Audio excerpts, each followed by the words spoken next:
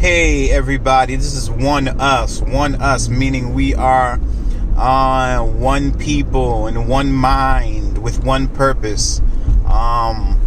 We put ourselves first, and we put aside everything that divides us in order to come together. So we put aside our religion or educational background or economical status and all these stuff to embrace the fact that we are black and to build a better future for ourselves and our children and their future generation.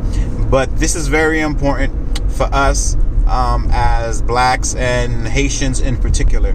You do realize with everything that's going on around the world with black nations, everything else going on in Africa, and everything that's going on in Haiti, first of all, we need to connect the dots and realize that all our countries are suffering. Now, you could be one of these people who believe that the problem is really us 100%, and we have a problem, we are unable to govern.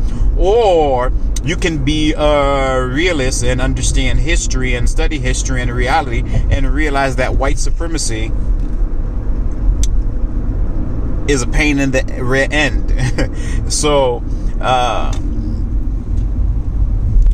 if we fail to save our country, if we fail to save Haiti, if you are black or if you are Haitian and you consider yourself Haitian American or whatever, but if you fail, if we just sit back and watch this happen, do you know what it says about us? It says that we are cowards. It says that we are stupid. It says that we are that we don't love ourselves. And it says that we don't care about our brothers and our sisters, and we don't care about ourselves, and we actually really do believe that we are inferior. So